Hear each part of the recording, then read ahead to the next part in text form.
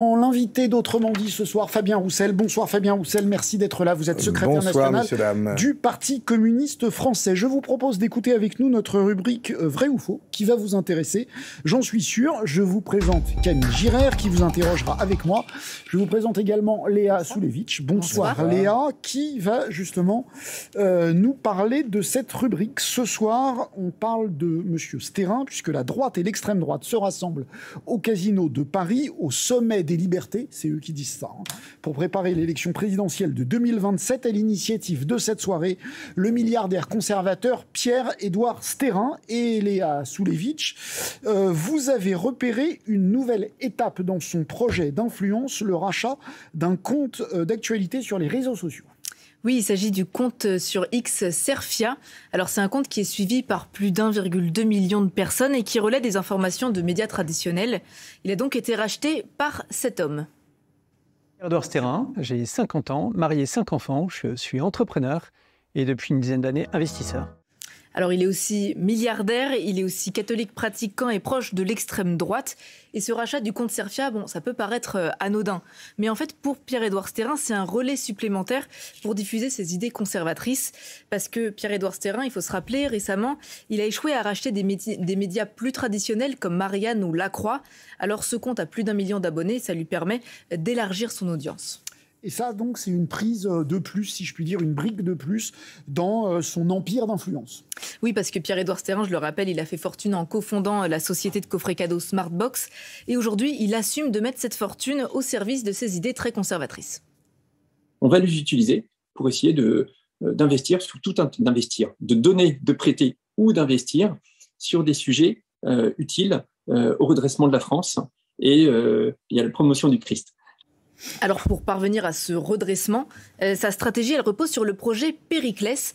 Alors je ne vous parle pas du Périclès stratège de la Grèce antique, je vous parle du journal L'Humanité qui a révélé dans ce document interne que Périclès en fait c'est un acronyme qui signifie patriote, enraciné, résistant, identitaire, chrétien, libéraux, européens, souverainistes. Rien que ça. Ça fait beaucoup. Et quel est le but précis de ce projet politique derrière cet acronyme compliqué ? Alors, parmi les projets qui ont été lancés avec succès, disent-ils, on trouve ce projet faire gagner le RN aux élections municipales de 2026 avec 300 villes à conquérir absolument. Et pour y parvenir, Périclès prévoit d'injecter 150 millions d'euros en 10 ans. Donc ici, le but, c'est clairement d'influer sur la politique française. Et parmi les objectifs plus larges de ce projet, on retrouve promouvoir la famille ou le christianisme, s'opposer au wokisme, à l'islamisme ou à l'immigration incontrôlée, donc des thèmes qui nous sont familiers et qui sont souvent portés par la droite et l'extrême droite. Et donc, c'est pour promouvoir cet idéal de société que Pierre-Édouard Stérin a investi alors dans des think tanks, dans des observatoires, dans un institut de formation politique ou encore dans une école de journalisme, mais aussi dans des médias comme L'Incorrect, Le Crayon ou Contrepoint. Et aujourd'hui, donc, on l'a dit, dans un compte d'actualité sur les réseaux sociaux. Alors, on a pu échanger avec un historien spécialiste des médias. Il a pu nous résumer le projet Stérin et le projet Périclès. Écoutez-le. C'est un projet de rechristianisation du pays. Ça passe par la désignation d'ennemis de l'intérieur, ça passe par la formation d'élites politiques, d'élites journalistiques, et par la naissance de nouveaux médias ou le rachat de médias qui vont être orientés dans ce sens-là. Et tous ces investissements au service du pays, il les entreprend depuis l'étranger. C'est un exilé fiscal assumé. Il paye l'essentiel de ses impôts hors de France puisqu'il s'est installé depuis 2012 en Belgique. Léa Soulevitch de la cellule Vrai ou Faux, merci infiniment pour ce décryptage très précis et très complet. Fabien Roussel, il vous fait peur ce Pierre-Édouard Stérin ? Il faut être en capacité de l'assumer, mais vous avez très très bien brossé le tableau. Je vous remercie d'avoir cité L'Humanité, qui est effectivement le journal qui a révélé le projet Périclès. Mais vous avez entendu, son projet, c'est le redressement de la France et la promotion du Christ. La promotion du Christ. On est au XXIe siècle. Il y a des urgences sociales dans notre pays, il y a des urgences climatiques, il y a la guerre, il n'y a jamais eu autant de conflits dans le monde. La France est fracturée, divisée, et lui, il arrive pour ajouter de l'huile sur le feu et faire la promotion du Christ. Oui, cet homme est dangereux et il faut être en capacité, effectivement, de lui résister. Quand je vois qu'il met beaucoup d'argent dans des médias, beaucoup d'argent dans des médias, on voit aussi le rôle que les médias peuvent avoir, le rôle que peuvent avoir les réseaux sociaux, les influenceurs. Ça me préoccupe, oui. Pour ça, il faut un service public fort, avec du bon décryptage, comme celui de Léa. Il faut un service public fort et beaucoup de politique, c'est-à-dire qu'il faut que les gens mesurent que la politique, c'est pas sale. La politique, c'est se renseigner, c'est dialoguer, c'est débattre, c'est échanger des idées, c'est mesurer qu'on a une histoire en France avec justement un pays qui a été envahi par le nazisme, que l'on a combattu, mais chez nous, il y a aussi eu la collaboration. Cette histoire-là, elle est encore présente. Et quand il y a des manifestations à Paris, comme on l'a vu il y a quelques mois, avec des défilés nazis, et ils n'hésitent plus maintenant à lever la main, et ils sont totalement décomplexés, il y a une véritable menace dans notre pays dont il faut prendre la mesure, et je suis effectivement inquiet. Question provocatrice, je l'admets. Ce monsieur Stérin, finalement, il a le droit de dépenser son argent pour faire triompher ses idées. C'est aussi noble que s'acheter 50 Ferrari. Mais vous allez me dire, c'est la liberté d'expression. La liberté d'expression, elle trouve ses limites dans les règles de vie que l'on a dans notre pays, en République. Le racisme, l'antisémitisme, l'apologie des crimes de guerre, du nazisme, tout ça sont interdits. Alors je dis pas que M. Stérin a utilisé ou est passible de condamnation pour ça, parce qu'il fait très attention à ce qu'il dit. Mais il faut effectivement le combattre politiquement, parce qu'on sait, on voit son projet, on sait d'où il vient, on sait ce qu'il veut faire. Je rappelle que le Front National, le Rassemblement National de Mme Le Pen et de M. Bardella, ont été fondés par M. Jean-Marie Le Pen et un ancien Waffen-SS de la division Charlemagne. Et donc, cette histoire-là, et c'est pour ça que je dis, elle est très présente dans notre pays. Les groupuscules identitaires qui s'attaquent dans les manifestations aux militants du Parti communiste, de la CGT, comme je l'ai vu à Nîmes il y a quelque temps, sont des groupuscules avec les tatouages nazis, collabos sur leurs bras. Ils sont dangereux. Et il y a une résurgence de ces groupuscules, de ces mouvements dans notre pays. Je tire la sonnette d'alarme et c'est bien pour ça qu'on a besoin d'une force politique comme la nôtre, qui a une histoire justement qui fait que nous, on sait résister.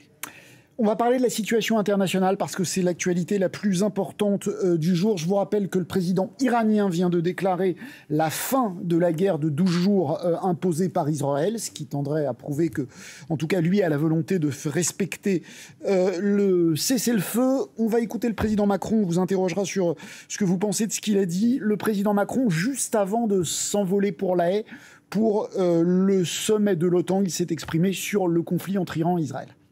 Les dernières minutes ont montré que la situation demeurait très fragile, donc il faut la suivre avec beaucoup de vigilance. Et il faut que chacun mette le maximum de poids pour que le feu cesse, que les discussions reprennent. Il en va de la stabilité de la région, des vies qui sont en jeu, mais également du sérieux avec lequel on peut collectivement reprendre le suivi du dossier nucléaire iranien. Fabien Roussel, comment vous jugez les prises de parole d'Emmanuel Macron sur ce dossier? Dernièrement, il a haussé le ton face aux États-Unis. Il a haussé le ton, excusez-moi, il est en dessous. La France est en dessous. Il a quand même qualifié l'acte d'attaque des États-Unis contre l'Iran, d'acte peut-être considéré comme légitime par le président américain, mais d'illégal. Ça va peut-être pas assez loin pour vous, mais il a haussé le ton par rapport, par exemple, au chancelier allemand, qui n'est pas du tout sur sa ligne. Oui, d'accord, mais depuis plusieurs mois, on le voit dans le conflit... les nombreux conflits qui existent, mais surtout quand on voit les massacres qui ont lieu actuellement à Gaza, on voit que le président de la République est en dessous de ce que la France devrait porter comme voix. Nous sommes membres du Conseil permanent de l'ONU. Nous avons donc une voix forte à porter. Or, aujourd'hui, la France est absente. Le président de la République avait dit qu'il envisageait de reconnaître l'État de Palestine. Ce n'est toujours pas fait. Concernant ce qui s'est passé... Là, dans le timing, il a été... Pour le coup, ça n'a pas été de son choix. Pour l'instant, ce n'est pas à l'ordre du jour. Il aurait pu le faire. Indépendamment du sommet qui devait se tenir à l'ONU et qui a été... Ce sommet qui devait se tenir à l'ONU, avec l'Arabie Saoudite, a été saboté par l'attaque israélienne. D'accord, mais c'est pas de la faute du président Macron. Et lui, il recule. L'État de Palestine, aujourd'hui, n'est toujours pas... Il a été un des seuls leaders européens à vouloir reconnaître l'État de Palestine. Vous me posez des questions ou vous défendez Emmanuel Macron? Non, je ne défends pas Emmanuel Macron. Quelle est votre question? Ma question est de dire, est-ce que c'est pas un peu de mauvaise foi? Il voulait le faire en présence de MBS, du leader saoudien, qui n'a pas pu se déplacer à cause du conflit. Ça a quand même plus de force s'il le fait avec un chef d'État arabe. On est aujourd'hui à plus de 55 000 morts à Gaza. Il y a des crimes en Cisjordanie. On vient d'apprendre aujourd'hui qu'à Jérusalem-Est, le croissant des musulmans et la croix des chrétiens sont interdites. Ils devront être enlevés de partout. Aujourd'hui même, ce jour même, il y a encore eu 46 morts à Gaza. Les bombes continuent de pleuvoir.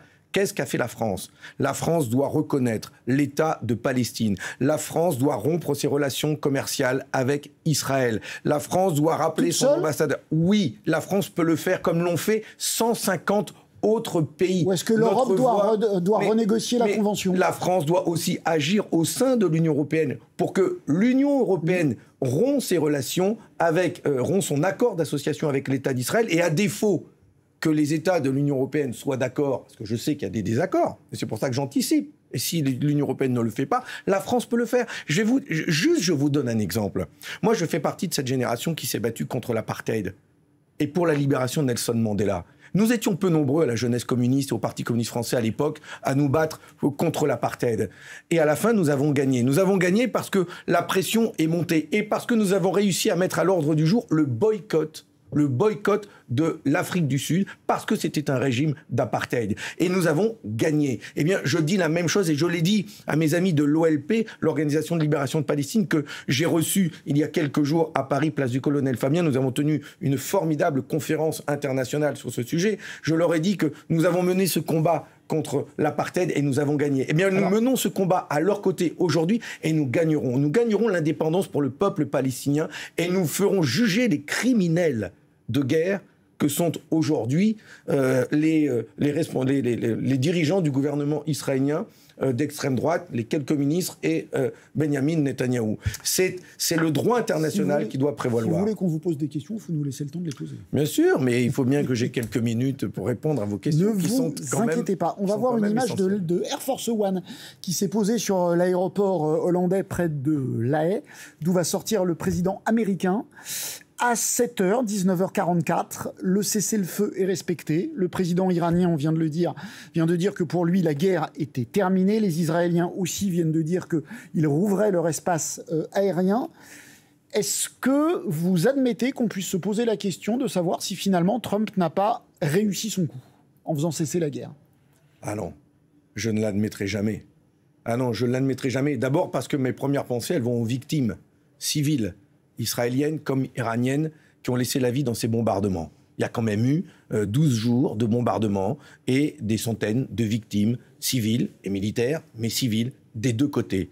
On a même failli perdre les 2 Français emprisonnés dans une prison iranienne qui a été bombardée par les Israéliens. Oui, non, mais d'abord, je pense à ces victimes.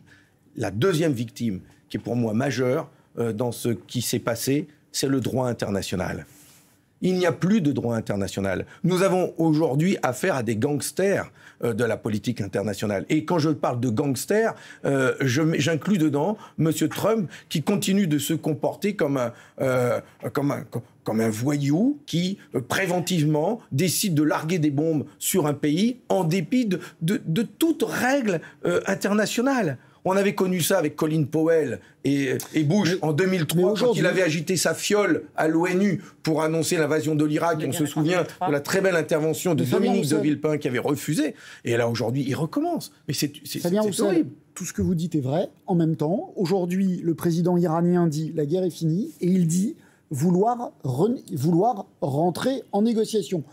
Est-ce que d'un point de vue pragmatique, ce que vous dites est vrai sur le droit international, d'un point de vue pragmatique, à cette heure, il y a un semblant d'accord, il y a une guerre terminée, et il y a plutôt des négociations que vous appeliez de vos voeux, des négociations qui vont recommencer. Mais bien sûr, et j'appelle à chaque fois à ce que les conflits, les différends puissent se régler par la voie diplomatique, par la voie politique, et la guerre, les bombes, ne doivent jamais être une solution. En tout cas, une intervention militaire doit être le dernier recours. Et l'intervention militaire, dans le droit international, elle n'a de réalité que dans 2 cas. C'est en cas de légitime défense, quand on est envahi, ou alors quand c'est une décision de l'ONU dans le cadre du droit international. Aujourd'hui, on sort de ces deux cas. Mais ce qui m'inquiète le plus, c'est qu'ils viennent d'attaquer un pays, l'Iran, sous prétexte qu'il est en train d'enrichir de l'uranium et qu'il pourrait accéder à l'arme nucléaire. Mais sur cette base-là, les États-Unis pourraient intervenir dans d'autres pays demain. Mais surtout, qu'est-ce que ça veut dire? Ça veut dire que les pays qui ont réussi à concevoir l'arme nucléaire, je pense à la Corée du Nord, je pense au Pakistan, je pense à Israël qui l'a. Mais en fait, ces pays-là, maintenant qu'ils ont l'arme nucléaire, ils savent qu'ils sont protégés. Aucun pays n'osera s'attaquer à cela parce qu'ils se mettent en danger eux-mêmes, parce qu'ils ont l'arme nucléaire. Et donc, qu'est-ce que ça veut dire pour les Iraniens? Ça veut dire, mais notre seule issue, c'est d'avoir nous-mêmes notre propre arme nucléaire pour être protégés demain. C'est la théorie de la dissuasion nucléaire qui est aujourd'hui mise au cœur de ce qui vient de se passer. Parce que les Iraniens vont se dire, mais notre meilleure protection, c'est qu'on l'ait vraiment, cette arme. Mais Fabien Roussel, je ne le souhaite pas, mais c'est ça qui m'inquiète. Très concrètement, quelle est la voie diplomatique qui peut être audible aujourd'hui? Vous-même, vous le dites, Donald Trump ne respecte pas le droit international. Vous estimez qu'il se comporte comme un cow-boy. Qui pourrait aujourd'hui porter une voix diplomatique qui soit véritablement audible, et comment? D'abord, on va peut-être parler de l'OTAN, puisque le président de la République s'y rend avec le ministre des Armées. Question. Ouais. Mais une des premières choses à faire, est-ce que c'est de continuer à suivre le président américain dans ses folies des grandeurs militaires, vous avez demandé ce qu'il fallait pas faire, mais ce qu'il fallait faire. Eh bien, moi, je refuserais de m'engager dans les demandes du président Trump aux pays membres de l'OTAN, dont la France, de passer nos dépenses militaires à 5%. Je refuserai tout simplement de dépenser, d'engager mon pays, d'engager la France dans les aventures guerrières de Donald Trump. On va en parler, mais Camille ne vous a pas demandé ce qu'il ne fallait pas faire. Elle vous a demandé ce qu'il fallait faire aujourd'hui comme solution diplomatique. Mais tout simplement de laisser les discussions qui avaient lieu avec l'Agence internationale de l'énergie atomique. Elles vont recommencer avec un Iran affaibli. Et avec un Iran affaibli qui a quand même de l'uranium enrichi, puisque vous avez vu les nombreux articles, moi je ne suis pas sur place, et je lis comme vous ce qui s'écrit, et je dis que en fait les capacités de produire l'arme nucléaire pour l'Iran existent toujours. Et c'est pour ça que... Donc avoir affaibli l'Iran, c'est mal. En tout cas, on ne sait pas dans quelle mesure... Mais ça ne l'empêchera pas. Au contraire, je vous ai expliqué. Le régime lui-même Au contraire, je vous ai expliqué, M. Bernstein. L'Iran dit être face à un travail de reconstruction majeur après les frappes israéliennes. Donc l'Iran lui-même dit on a pris des années de retard. Le gouvernement iranien est une dictature théocratique dangereuse, je le dis. C'est une dictature théocratique dangereuse. Et aujourd'hui, ils ont encore de l'uranium enrichi, c'est ce que je lis. Et ce qui vient de se passer va les inciter à aller plus loin et plus vite. Peut-être, mais ils ont dit... Et c'est ma crainte. Et donc, mais ils sont repartis des années en arrière. Jusqu'au jour où ils l'auront, et on verra bien ce qui se passera. Et donc, ma crainte, c'est celle-là. Alors que avoir des instances internationales qui pèsent sur ces pays, qui fait respecter le droit international, qui calme les tensions au Moyen-Orient. Enfin, pourquoi Israël s'en est pris à l'Iran ? Vous n'avez pas vu que c'était un prétexte pour faire capoter cette conférence qui devait avoir lieu à l'ONU? Alors on peut dire que c'est pour les affaiblir sur la capacité de produire l'arme nucléaire. Mais on peut dire aussi que tout est fait par Netanyahou pour continuer à organiser son génocide du peuple palestinien et de continuer à massacrer les Palestiniens. C'est ça qui s'est passé. Il a fait une diversion, tout simplement. Et les États-Unis sont rentrés dans le bain. Il n'y a aucune sincérité. Le fait d'avoir... Je n'ai aucune confiance, et tout le monde, et on l'a lu... Il ne l'a fait que affaiblir. Parce que affaiblir l'Iran, affaiblir l'arsenal nucléaire était en aucun cas une de ses motivations. Je ne vous dis pas qu'il a raison. Mais il ne l'a fait que pour ça. Vous êtes quelqu'un de très intelligent. Très intelligent. Je n'irai pas jusque-là. Non, mais vous connaissez bien la vie politique, vous êtes très intelligent. Vous savez très bien ce qui se passe. Quand ça commence comme ça, c'est une mauvaise nouvelle. Vous n'allez pas me dire que quand il s'est mis à attaquer l'Iran comme ça, du jour au lendemain, à la veille de cette conférence internationale, et alors qu'il a une pression internationale qui s'exerçait sur lui de plus en plus forte parce qu'il massacre les Palestiniens, vous n'allez pas me dire que vous avez pas vu que c'était gros comme une maison, qu'il faisait une opération de diversion. Il peut y avoir un objectif. Ça peut être les deux. Voyez où tout cela entraîne le monde aujourd'hui. Est-ce qu'on peut parler de l'OTAN? Le président, voilà, on voit la casquette du président Trump. J'imagine avec USA dessus. C'est soit USA, soit MAGA, mais de toute façon, ça se termine par un A. C'est USA. Et il va rentrer dans sa voiture de Beast, comme on dit. On va pas commenter le président américain qui rentre dans sa voiture. qui arrive en tout cas sur le sol européen excusez-moi, mais c'est parce que je suis... L'augmentation... Parce que je suis en colère par ce qui va se passer. Allez, je vais poser la question. Les Européens ont tous accepté une augmentation assez considérable des dépenses militaires, y compris la France. Est-ce que ça vous paraît nécessaire ou pas ? Sauf les Espagnols. Et les Espagnols et le gouvernement de gauche en Espagne a dit qu'il refusait de s'inscrire dans une logique américaine. Les Italiens disent aussi que c'est impossible, c'est pas un gouvernement de gauche. Et exactement. Écoutez, c'est Meloni qui le dit. La France doit-elle augmenter ou pas ses dépenses militaires ? La France ne doit pas augmenter et porter son budget à 5% du PIB. Vous savez ce que ça veut dire ? Ça veut dire 150 milliards d'euros par an. Quand nous sommes à 45... on est à 50 milliards aujourd'hui. 50 milliards aujourd'hui, ça veut dire 3 fois plus. 3 fois plus. On passe de 50 à 150 milliards d'euros par an. Mais ils vont aller les chercher où, les sous ? Chez les retraités, sur la santé, dans nos écoles, chez les enfants. Mais c'est une folie. Et tout ça, mais le pire, c'est politique. Ça veut dire que tout ça, c'est pour suivre Trump dans ces folies guerrières de gendarmes du monde. Donc il y a les deux sujets. Je refuse. Pardon. Je refuse. L'explication donnée était après l'envahissement de l'Ukraine pour résister. Oui, bien sûr. Aujourd'hui, vous pouvez dire tout ce que vous voulez. L'OTAN, l'augmentation des dépenses militaires ont été occasionnées par la guerre en Ukraine et par la peur qu'avaient un certain nombre d'Européens que, à terme, Vladimir Poutine veuille envahir l'Ukraine. Mais que les pays de l'Union... Faut-il se protéger de ça ou pas ? Que les pays de l'Union européenne s'organisent, s'émancipent des États-Unis, travaillent à leur propre défense en toute autonomie et y consacrent les moyens, j'y suis pour. J'ai aucun état d'âme. Donc il va falloir mettre de l'argent dans cette autonomie. Mais que M. Trump, avec sa casquette blanche, vient nous dire, vous payerez, ça coûtera 150 milliards d'euros par an, vous vous débrouillez, et puis si je vais faire la guerre demain aux Chinois, aux Iraniens ou à un autre pays, et que je suis attaqué, vous êtes obligé de me défendre. Article 5 de l'OTAN, c'est niet. Bien.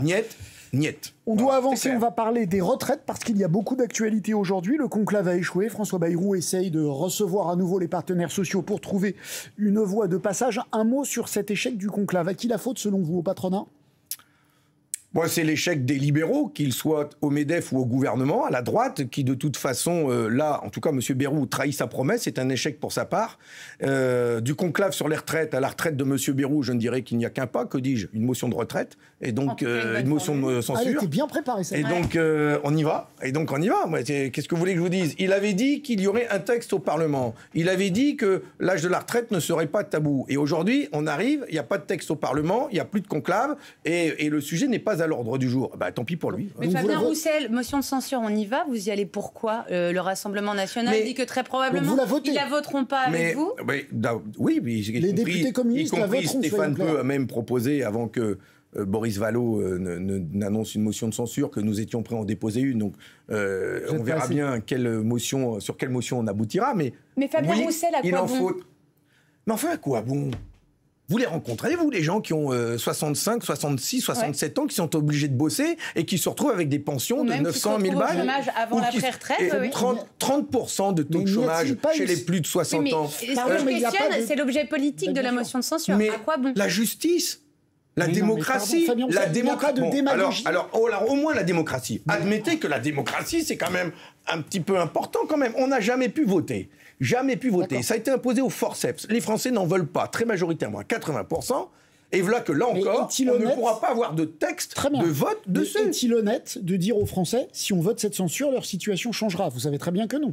Mais il revient à M. Bayrou de dire, dans les heures qui viennent, on va mettre un texte en débat à l'Assemblée nationale, y compris portant sur l'âge de départ à la retraite, mais qu'ils le disent. Et il n'y aura plus de motion de censure. Il va calmer tout le monde. Je lui fais même une autre proposition de sortie, s'il le veut. Qu'il redonne la parole au peuple. Et comme Monsieur le Président de la République veut faire des référendums, mais qu'il en mette un sur la réforme des retraites que les Français souhaitent. Et on aura un beau débat pendant 6 mois, conclu par un référendum. Et c'est la voix du peuple qui conclura ces 2 ans de tergiversation. Que l'on en sorte et que l'on redonne la parole au peuple. Il n'y a rien de plus sain, démocratie. Alors, il y en a un qui veut peut-être donner la parole au peuple, c'est Raphaël Glucksmann, qui se prépare manifestement pour les élections de 2027. Il a proposé son programme politique hier et il a fait cette déclaration concernant les alliances futures. On va l'écouter et je voudrais savoir si vous êtes d'accord avec lui ou pas. Nous ne ferons pas d'offres politiques communes, d'accords de gouvernement ou de campagne présidentielle avec la France insoumise. C'est acté, c'est certain, on doit être sincère. Avons-nous la même vision de la France, de l'Europe et du monde avec la France insoumise? Non. Moi, ce que je veux, c'est qu'on défende notre vision de la France et du monde et de l'Europe. Et cette vision-là, elle ne peut pas être compatible avec celle des insoumis. Vous êtes d'accord ? 2027, c'est pas dans mon calendrier. Je vous m'excuserez, mais ce qui me préoccupe... Non, mais... Vous avez dit redonner la parole au peuple. Il peut y avoir une dissolution. Ce qui me préoccupe... Il peut y avoir une dissolution. Il y a des municipales.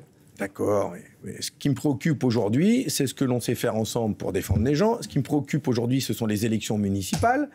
Et donc... avec LFI ou sans LFI ? Préoccupons-nous de cela d'abord. Faisons en sorte qu'à gauche, nous arrivions à l'emporter le plus possible. On verra après. Voilà. Mais Fabien Roussel, pardon, c'est pas crédible de nous dire que vous ne pensez pas à 2027. En clair, est-ce que si Jean-Luc Mélenchon veut de nouveau être candidat, c'est l'échec assuré de la gauche à la présidentielle? Vous avez bien un avis sur cette question? Ouais, j'ai un avis, oui. Donc, j'ai un avis. on vous écoute? Oui, j'ai un avis. Mais je suis aussi responsable d'un parti, et donc on en discute, on tiendra un congrès, on prendra nos décisions. Mais ce qui me préoccupe aujourd'hui, vous savez, je reviens d'un déplacement de 2 jours dans le Gers et dans le Lot-et-Garonne. J'ai été interrogé sur un tas de sujets. Et pas les présidentielles. Ben ouais. Mais oui, mais je suis désolé, M. Blanchard. Mais pour changer la vie des gens, il faut avoir le pouvoir. Je veux rester. Pour changer la vie des gens, il faut... 30 secondes. Les premières échéances aujourd'hui, pour redonner de l'espoir aux gens, ce sont les échéances municipales. Les maires restent encore les élus auxquels les Français sont les plus attachés. Et donc, travaillons aux programmes les plus ambitieux dans nos communes. Et vous pourrez faire des listes communes avec les insoumis ? Pour défendre le pouvoir d'achat, pour défendre les services publics. Avec les insoumis, et quand on travaille... Pourquoi vous refusez de répondre à cette question ? Mais parce que vous pourriez me poser la même question. C'est parce que vous pourriez me poser la même question avec les socialistes ou les écologistes. Aux élections municipales, il n'y a pas d'accords nationaux. C'est pas comme ça que ça se passe. Mais ville par ville, vous pourriez faire des accords avec les insoumis. Ville par ville, il y aura des accords dans des villes avec les insoumis, dans d'autres villes avec les écologistes, dans d'autres villes avec les socialistes, et même dans d'autres villes avec d'autres encore, sans étiquette, qui ont d'autres engagements. Parce que ce qui passe d'abord, c'est l'intérêt de la commune et le programme sur lequel on se rassemble. Et ce sont les gens dans chaque ville qui construisent ces rassemblements et ces programmes. Merci beaucoup Fabien Roussel d'avoir accepté notre invitation. C'était un plaisir, comme d'habitude.